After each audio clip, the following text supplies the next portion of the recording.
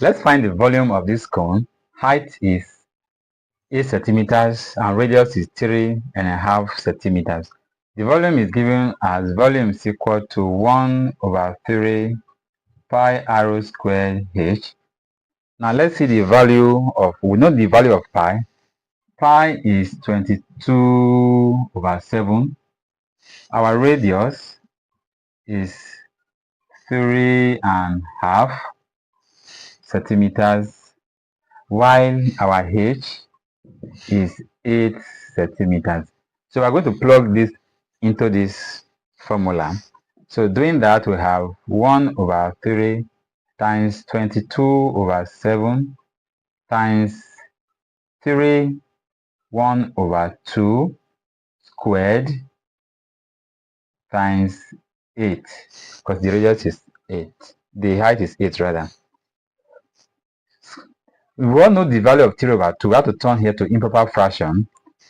We now have 1/3 times 22/7 times, this is 2 times 3 6 plus 1 7, 7/2. It is squared times another 7/2. This is 7/2 times 8/1. Now the next thing is to cancel out. To cancel out, 7 cancel 7. 2 here 1, 2 here is 4. What can still cancel out? Yes, this 2 cancel itself 1. 2 into 22 is 11. So what do we have remaining at the top? We have 11, we have this 7, and we have 4. So at the top we have 11 times 7 times 4 over, at the down we only have 3. So if we multiply this out, we have 11 times 7 is 77.